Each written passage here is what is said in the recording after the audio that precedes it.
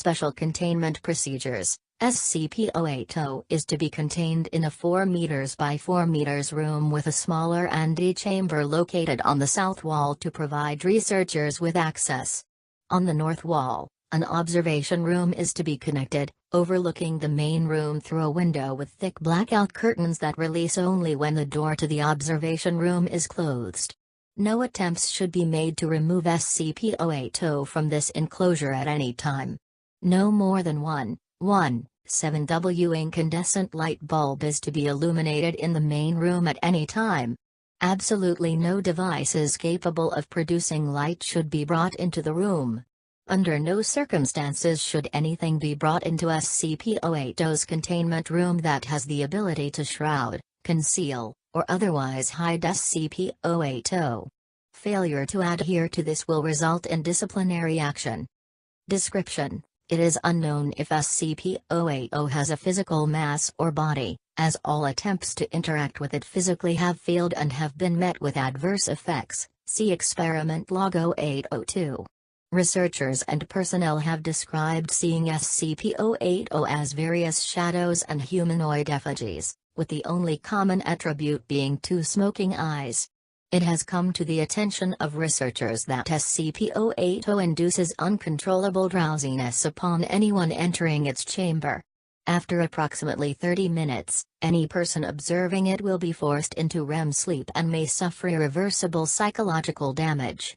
This effect occurs even if SCP-080 is being observed from a separate room. See Incident 0801.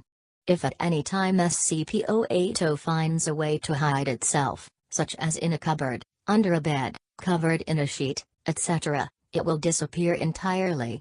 Additionally, if any light enters SCP-080's containment room with a greater luminance than that produced by a standard children's night light, SCP-080 will instantly vanish. Both of these events are considered a containment breach, and any personnel responsible for this will be severely reprimanded and possibly reassigned. For all inquiries regarding the origin of SCP-080 and its procurement by the Foundation, please see attached, redacted. Addendum 080A, on -20, Doctor and his immediate staff have begun complaining of increasingly stressful dreams. As he has had the most interaction with SCP-080 thus far, it has been theorized that SCP-080 is somehow capable of some type of mimetic effect on nearby personnel, even if not being directly observed. Addendum 080B, as of -20, following Doctor's recent suicide, all personnel located in SCP-080's sector are to keep dream journals and are to inform site psychologists if dreams became increasingly violent or nightmarish in nature.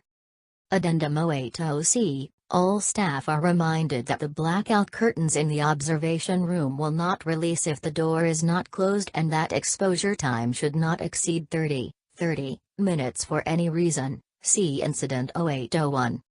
Addendum 080D, it has come to the attention of senior research staff that some researchers are unable to see SCP-080, and may be entirely immune to its effects. Any personnel that thinks they are incapable of perceiving SCP-080, please report to Doctor for mandatory testing.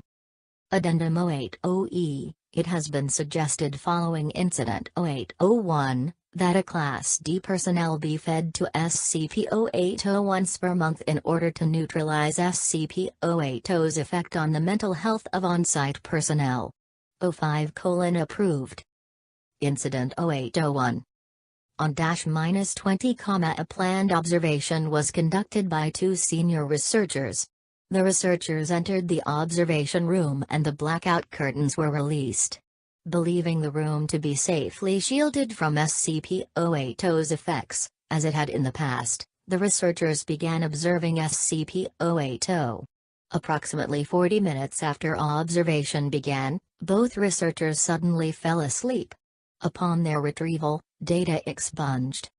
It should be noted that following this incident, all on-site personnel that had reported suffering nightmares and feelings of unease had a good night's sleep and were generally in a more pleasant mood the following day.